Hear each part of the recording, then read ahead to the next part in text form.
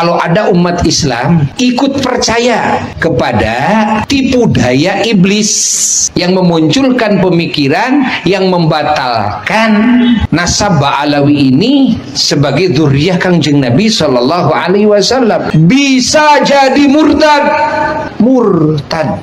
bisa menyeret kepada kemurtadan, kekufuran itu. Ojo gampang ngafirno wong rakyat tuh ora oleh ngafirno. Wong rakyat niku dawuhe Nabi, nek kowe beda-beda hidup saling bertanggung jawab. Lha mulo sampean tahu krungu kiai lawas nang kufar kafir ora tahu. Banyak sekali kejadian-kejadian orang yang mengaku keturunan baginda Nabi besar Muhammad sallallahu alaihi wasallam, yang kadang orang itu percaya bahwa mereka adalah keturunan Nabi. Lama kelamaan akhlak mereka kemudian yang diperlihatkan di tengah-tengah masyarakat jauh daripada akhlak baginda Nabi besar Muhammad sallallahu alaihi wasallam. Saya pribadi curiga iki wong bener dudu keturunan Kanjeng Nabi, aja dudu turunan Nabi model mekene, ngakal-ngakali wong melulu. Kalaupun itu bukan habaib yang dicintainya, apa nanti tanggung jawabnya mereka terhadap kita yang tidak mencintai habaib? Ya, orang yang sudah tidak percaya sama habaib itu kafir hukumnya. Biar tahu kamu, yang tidak percaya kepada habaib kafir hukumnya. Yang tidak percaya kepada habaib kafir hukumnya. Kafir hukumnya. Biru namo jo ngafirno tonggone, karena ra'iyah itu konsep hidup berbeda tapi saling tanggung jawab. Sing kufar kafir itu mesti kiai anyar niku, sing umate subscribe. Isa punya anak Ahmad ada dicatat di kitab-kitab nasab, Siri Silsilatil Alawiyah, dicatat di dalam kitab-kitab sejarah. Kemudian ketika Ahmad, apakah benar dia mempunyai anak bernama Ubaid, tidak terkonfirmasi di dalam kitab-kitab. Ngaku Islam, gak cinta dengan para habaib, berarti Islamnya kada pondasi. Dikhawatirkan bepada Islam tapi karena matinya kafir. Naudzubillah. Ahmad bin Isa itu wafatnya 345 Hijriah. Ubaid itu wafatnya 383 Hijriah. Anaknya katanya Alwi wafatnya 400 Hijriah, berarti sudah abad kelima. Kita cari di abad-abad kelima, leluhur orang-orang di Indonesia yang ngaku turunan Nabi ini, dari marga Al-Attas, As-Segaf, bin Syihab, bin Yahya, ternyata semuanya putus, tidak tersambung secara ilmu nasab kepada baginda besar Nabi Muhammad sallallahu alaihi wasallam. Itu namanya kajian ilmiah karena berbasis kitab-kitab nasab. Jadi habaib itu cintai sampai darah daging, sampai akhir zaman cintai habaib kalau selamat. Bahkan orang yang cinta sama habaib itu pasti masuk surga. Bahkan orang yang cinta sama habaib itu pasti masuk surga. Pasti masuk surga. Berempat. Orang yang cinta habaib itu pasti masuk surga. Lalu kita percaya kepada orang-orang yang diulamakan atau mengaku dirinya ulama. Mereka berani membatalkan nasabnya Ba'alawi, para habaib yang di dalamnya beratus-ratus ribu ulama dan aulia-aulia Allah, dan beliau-beliau adalah sanad keilmuan para ulama Nusantara. Kalau ini dibatalkan, hancur semua agama. Kemudian benarkah orang-orang ini ada? Saya menggunakan teori ilmu sejarah. Dalam teori ilmu sejarah, pertama kita heuristik, mengumpulkan sumber-sumber sejarah. Setelah heuristik, kemudian kita lakukan, kita kritisisasi sumber. Kitab-kitabnya ada, ini kitab apa namanya itu Al-Iqlil, ini kitab Musallam Al-Haji, ini kitabnya Al-Hamadani, ini kitabnya Ibnu Khaldun yang ada di sekitar abad-abad itu. Ini kitabnya apa Ibnu Samurah yang abad kelima. Ini kitabnya Janadi Al-Janadi di awal abad ke-8. Dari kitab-kitab sejarah yang ada di Yaman tidak ditemukan nama orang-orang yang disebutkan dalam silsilah para Ba'alwi itu, ya. Lu kok iso keturunan Wali Songo tidak ada? karena jalurnya perempuan. Loh, lapo sampean? Bahwasanya tidak ada anak cucu Wali Songo. Kalau ada orang yang sekarang ini, yang sekarang ngaku cucunya Wali Songo, itu nggak ada.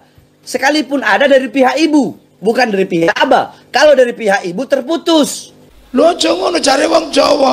Lho Siti Fatimah iku ya wedok rek. Lho nate lapo? Lho ngono iku perdebatan sampai saiki melahirkan perdebatan. Sing akhirnya ono sing mengatakan klan Ba'alawi iki duduk turunan Nabi. Ilmunya semua para ulama dan umat Islam di Nusantara ini hancur lebur semuanya. Gara-gara apa? Gara-gara menuding Ba'alawi bukan dzurriyyah Nabi. Dianggapnya nanti tidak terpercaya ya para ulama habaib ini. Tidak siqoh, dianggapnya munafikin, dianggapnya penipu, dianggapnya pembegal nasab dan sebagainya. Ini berbahaya besar. Berbahaya besar, bisa mengakibatkan kepada apa? Kufur, kata Nabi. Makanya di negeri ra'iyah ojo goleki wong akhirnya sampai metu siran kafir dewe dak dikatekke yen isi kotor hati akale yen isi kotor hati akal. Hada yadullu bi anna hadhil asma ghairu mawjudatin fi zamanihim. Orang-orang yang diaku sebagai keturunan leluhur mereka itu nyata tidak ada pada zamannya. Kenapa bisa sampai tidak ada? Ya karena asal nulis saja nama-namanya supaya nyambung. Kapan mereka mengaku? Mulai mengakunya di abad ke-9 Hijriah. Siapa orang yang dalam hatinya tertanam rasa benci terhadap keluarga Nabi, tertanam rasa gedek kepada keluarga Rasulullah, maka Allah akan matikan orang tersebut mati dalam keadaan Mulane sampean hati-hati kalau akhir-akhir ini ono wong mengatakan kalau tidak ada nenek moyang kami, kalian masih menyembah batu. Iku wong ngarang. Jenenge Pak Bahar wong Jakarta iku senengane ngarang. Nah, kalau nggak ada para habaib ini, kita orang nggak bakal kenal Islam. Kita masih nyembah pohon kalau nggak ada para habaib, betul? Jadi abad 9 Hijriah mereka baru nulis kitab namanya Al-Burqatul Musyiqah. Pengarangnya namanya Ali bin Abu Bakar As-Sakran. Di situ dia mengurutkan nama dia Ali bin Abu Bakar bin Abdurrahman bin Mauladawilah bin Ali Sahibud Darak bin Ali Al-Ghayyur bin Muhammad bin Ali bin Muhammad Sahib Birbat bin Ali Qali Qasam bin Alwi bin Muhammad bin Alwi bin Ubaid bin Ahmad bin Isa. Dari situlah mulai di abad 9. Biasa berdebat kayak gitu, biasa rasa cocok. Ini untuk menghancurkan habaib dan ulama, ora usah. Hari ini waktunya orang banyak pertanyaan karena ono mesin sing iso ditakoni. Jenenge mesin Google. Tapi habaib bagaimana menghargai Anda? Dipotongkan kambing 100 lebih untuk Anda. Anda datang ke sini bawa apa? Paling gula 1 kilo. Anda datang ke sini bawa apa? Paling gula 1 kilo. Umat Islam mulai gaya, mulai mengkoreksi Habibnya, orang yang seperti itu mirip dengan iblis. Jangan lupa, umat Islam di jagat raya sholatnya tidak akan diterima oleh Allah Subhanahu wa Ta'ala, meskipun sholatnya nangis sampai keluar air mata darah kalau tidak mau mendoakan Habib. Di darah kami ada darah Nabi. Wis wong kuno iku teko karek enak tok, wis didisi para wali. Di tubuh Anda mengalir darah Rasulullah, ya. Di dalam tubuh saya mengalir darah Rasulullah. Kenapa? Iri. Dia ini bisa menyeret diri orang tersebut kepada apa? Kekufuran. Dan sing angel goleki wong kafir terutama teng Indonesia. Dadi sampean goleki wong kafir Indonesia iku soalé urung tahu wong Indonesia dikafirno. Sing wis tahu dikafirno bahkan kali Gusti Allah niku wong Arab malahan. Wong Arab sing tahu dikafirno karo Gusti Allah. Pengakuan non konfirmatif masa lalu terkonfirmasi sekarang bahwa memang mereka suka mengaku. Jadi pendiri NU ceritanya siapa-siapa, bagaimana kronologisnya, masuk itu Mbak Alwi di situ. Padahal dalam cerita sebenarnya tidak ada. Muhammad jaddak atau jaddi. Muhammad Rasulullah kakek ente atau kakek anak. Kalau ente berkata Rasulullah Muhammad kakek ente, faqad kadzabta, maka ente telah berdusta. Jaddak atau jaddi. Sayyid Ali Zainal Abidin, ya Yazid bin Muawiyah, Muhammad Rasulullah jadduka au jaddi. Iku mbahmu pembahku, jarane Sayyid Ali Zainal Abidin. Lu ngono dadak dicontoh si Bahar, ngawur wong iku. Jadduka au jaddi iku Sayyid Ali Zainal Abidin duduk rupamu. Berharap orang lelah dan melupakan. Ini yang akan terjadi. Termasuk masalah nasabi. Wis nyata secara sejarah gagal.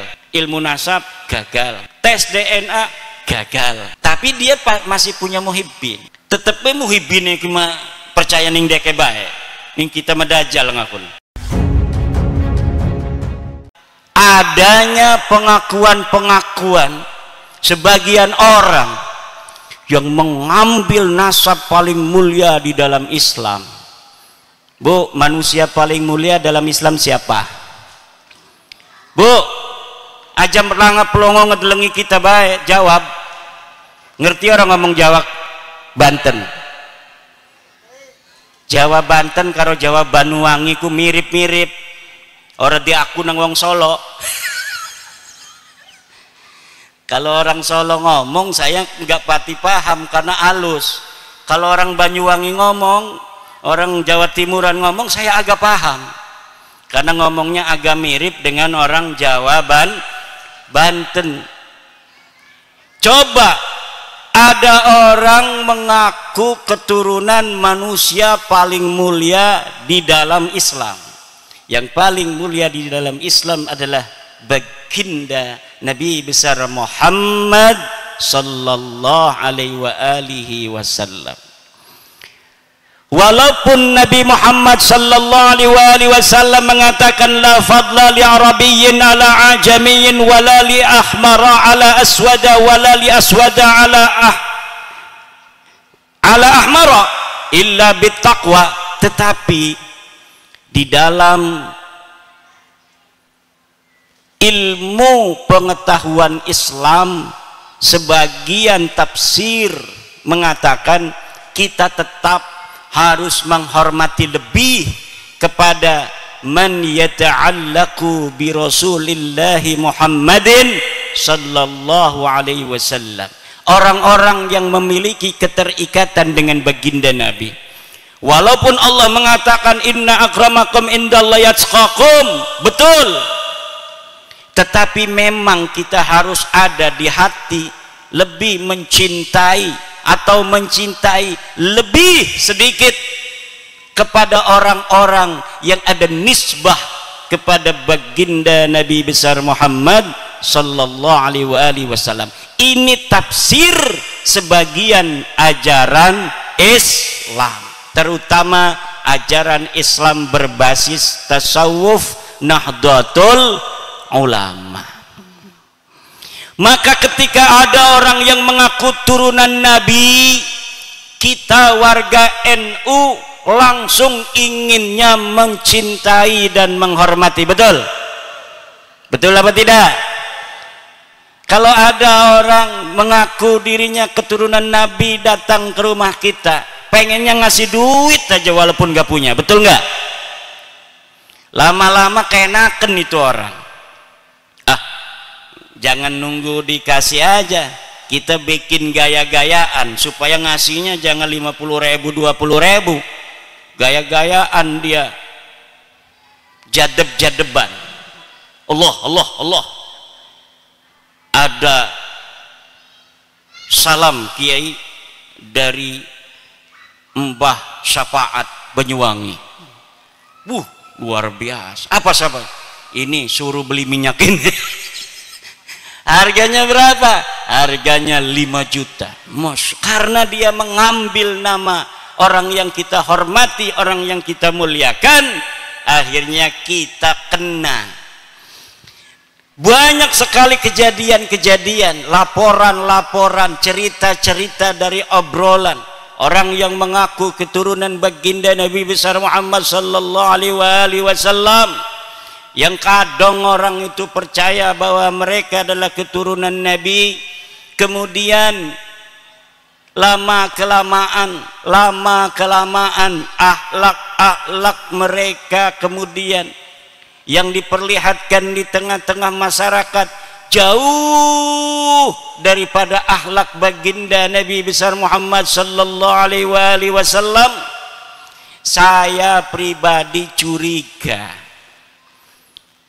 iki wong bener dudu keturunan Kanjeng Nabi, aja-aja dudu turunan Nabi model mekene, ngakal-ngakali wong melulu. Akhirnya saya Yai meneliti nasab seseorang yang ada di internet. Ngakunya dia bin Alwi bin Ubaid bin Ahmad bin Isa bin Muhammad An-Naqib bin Ali Al-Uraidi bin Ja'far As-Sadiq bin Ali Zainal bin Muhammad Al-Baghir bin Ali Zainal Abidin bin Husain bin Fatimah bin Rasulullah Muhammad sallallahu alaihi wasallam. Saya teliti dari atas dulu. Nabi Muhammad punya anak Sayyidatina Fatimah. Betul, sahih, ada dalilnya, ada hadisnya. Lau kanat Fatimatu binti Rasulillah sallam, lau kanat Fatimatu bintu Rasulillah sallam sarakat laqata'tu yadaha. Ada. Kemudian apakah ada dalil tentang Sayyidina Husain sebagai anak daripada Siti Fatimah? Ada. Kemudian Sayyidina Husain katanya punya anak namanya Ali Zainal Abidin. Ada, sahih. Ali Zainal Abidin punya anak Muhammad Al-Baqir. Ada, hadis masih kuat pakai hadis. Kemudian Muhammad Al-Baqir mempunyai anak bernama Ja'far As-Sadiq. Ada. Ja'far As-Sadiq punya anak namanya Ali Al-Uraidi. Ada, masih di dalam riwayat hadis. Karena beliau-beliau ini adalah ruwatul hadis. Ali Al-Uraidi punya anak Muhammad An-Naqib. Ada. Muhammad An-Naqib punya anak namanya Isa. Ini sudah membutuhkan kitab nasab.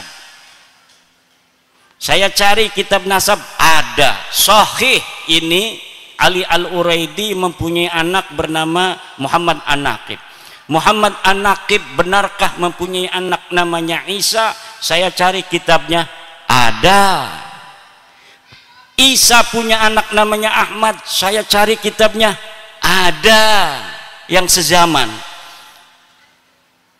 Ahmad punya anak Ubaid, ini putus. Tidak ada di dalam kitab-kitab nasab. Isa punya anak Ahmad, ada dicatat di kitab-kitab nasab.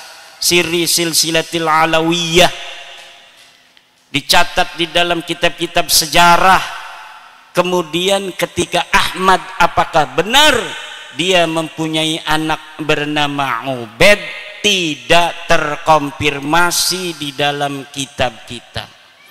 Ahmad bin Isa itu wafatnya 345 Hijriah. Ubaid itu wafatnya 383 Hijriah. Anaknya katanya Alwi wafatnya 400 Hijriah, berarti sudah abad kelima. Kita cari di abad-abad kelima, leluhur orang-orang di Indonesia yang ngaku turunan Nabi ini dari marga Al-Attas, As-Segaf, bin Syihab, bin Yahya, ternyata semuanya putus, tidak tersambung secara ilmu nasab kepada baginda besar Nabi Muhammad sallallahu alaihi wasallam. Itu namanya kajian ilmiah karena berbasis kitab-kitab nasab. Kemudian benarkah orang-orang ini ada? Saya menggunakan teori ilmu sejarah. Dalam teori ilmu sejarah pertama kita heuristik, mengumpulkan sumber-sumber sejarah. Setelah heuristik kemudian kita lakukan, kita kritisisasi sumber. Kitab-kitabnya ada, ini kitab apa namanya itu Al-Iqlil, ini kitab Musallam Al-Haji, ini kitabnya Al-Hamadani, ini kitabnya Ibnu Khaldun yang ada di sekitar abad-abad itu. Ini kitabnya apa Ibnu Samurah yang abad kelima. Ini kitabnya Al-Janadi di awal abad ke-8.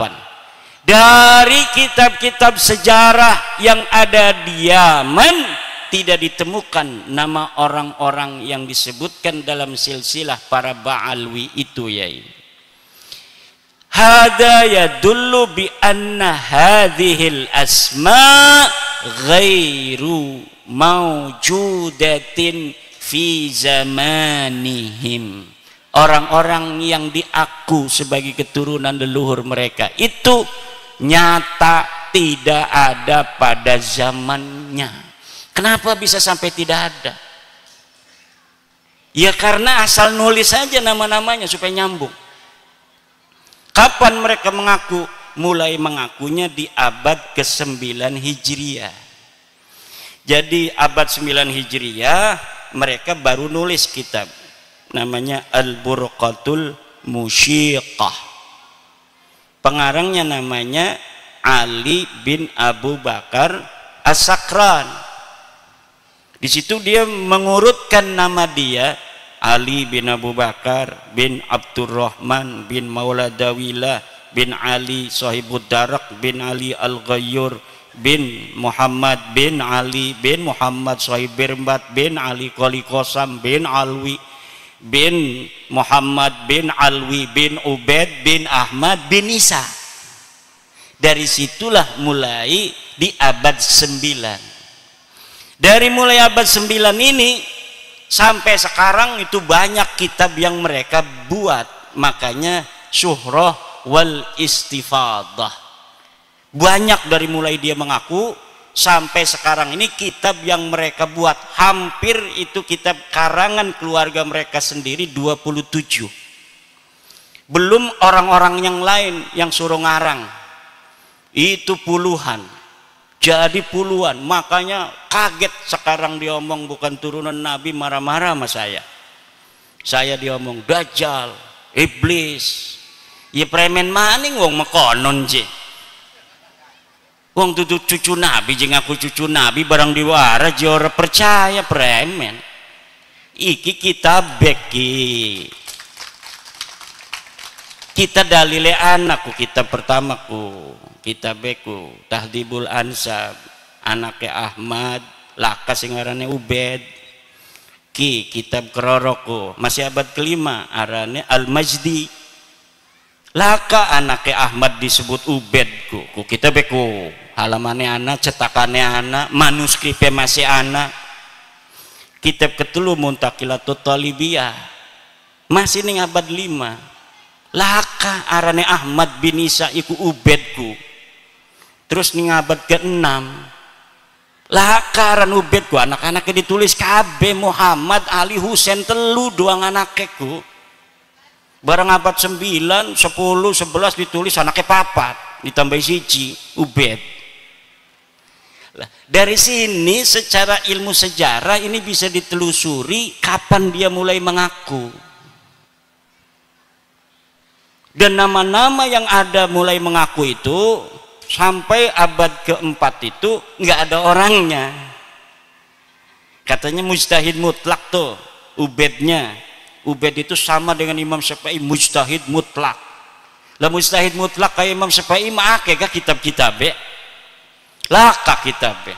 Minimal senajan kemudian madhabe iku laka sing ngembil kayak Sufyan As-Tsauri, tapi ada hikayat di dalam kitab-kitab Imam Syafi'i tentang Sufyan As-Tsauri, Sufyan Ibnu Uyainah, tentang Ibnu Huzaimah, tentang Daud Ad-Dohiri. Kan ada, walaupun madhabnya tidak tersebar hari ini. Tapi Ubed bin Ahmad bin Isa laka. Kenapa laka? Ya laka wonge. Wonge ki laka. uli gawe-gawe doang. Dua anak ngakune alwi maning mujtahid mutlak maning wis ora sing paling tinggi ku ulama ku mujtahid mutlak. Wali sing paling tinggi qutbul aktab iku kabeh dijukut nang dheweke kabeh. Coba lamun orang mujtahid mutlak engko niku keturunan leluhur ku disebut qutbul aktab. Wali kutubnya seluruh para wali-wali kutub. Luar biasa.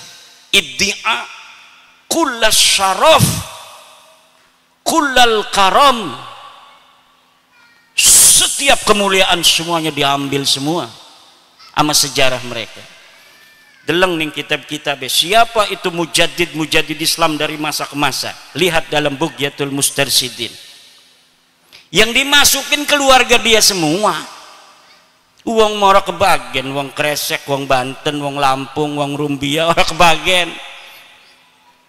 Pokoknya yang mulia-mulia itu keluarga mereka saja. Pengakuan-pengakuan yang non konfirmatif itu terkonfirmasi sekarang. Pengakuan non konfirmatif masa lalu terkonfirmasi sekarang bahwa memang mereka suka mengaku. Yai NU didirikan, sejarahnya kan sudah dicatat itu tahun 84. Saya punya bukunya segini, bahwa pendiri NU awal mulanya didirikan NU Mbah Khalil mimpi, kemudian memberikan tasbih dan tongkat. Yai As'ad Samsul Arifin suruh datang ke Mbah Yai Hasyim As'ari bawa tongkat dan tasbih. Mbah Yai As'adnya juga videonya masih ada sampai sekarang ceritanya tuh. Beliau itu bercerita itu masih ada sampai sekarang. Jadi yang mendirikan itu adalah Mbah Hasyim Asy'ari dan kiai-kiai Surabaya, kiai Jawa Tengah, kiai Cirebon. Kemudian yang menginspirasi, mendorong secara ruhiyah spiritual adalah Mbah Khalil Bangkalan. Yang membawa pesannya adalah Yai As'ad Samsul Arifin. Itu sejarahnya. Sekarang berubah, bahwa Mbah Yai Hasyim Asy'ari bukan hanya menerima perintah dari Mbah Khalil, tapi juga mendapatkan restu dari Hasyim bin Yahya. Wis gawe buku, bahkan di Diniyah DKI sudah bikin LKS untuk anak-anak. Jadi pendiri NU ceritanya siapa-siapa, bagaimana kronologisnya, masuk itu Mbak Alwi di situ. Padahal dalam cerita sebenarnya tidak ada. Kemudian makam sing wong Lampung ora diurus kan. Bang setahun maning balik iku wis dadi bin Yahya. Dibikin merek tua tahun 1670. Nanti cerita bahwa yang menyebarkan agama Islam di Lampung, Sunan Gunung Jati, Syarif Hidayatullah, Sultan Hasanuddin, wali-wali lian, itu nggak ada lagi. Karena Sultan Hasanuddin 1590-an, itu 1400 misalnya ditulis itu. Lah ini yang akan terjadi dengan sejarah kita di masa yang akan datang kalau hari ini kita tidak peduli sejarah. Karena itu nyata. Dan yang bersangkutan tidak berani untuk berdiskusi. Ada makam Eyang KRT Sumodiningrat yang ada di Semarang. Katanya namanya Hasan bin Toha bin Yahya. Itu nama KRT Sumodiningrat adalah pejuang Jogja 1811, wafat perang melawan Inggris. Makamnya ada di Jejeran Jogja, Pleret. Sekarang pindah ke Semarang. ditantang untuk diskusi, kenapa ini kok sejarahnya sama tapi kuburannya beda. Enggak mau, pokoknya tamblek be terus bae deken. Menaibe suwe-suwe mau wong ora kelingan. Berharap orang lelah dan melupakan. Ini yang akan terjadi. Termasuk masalah nasab iki. Wis nyata secara sejarah gagal. Ilmu nasab gagal. Tes DNA gagal. Tapi dia masih punya muhibbin. Tetep muhibbine cuma percaya ning deke bae. Ning kita medajal ngakun.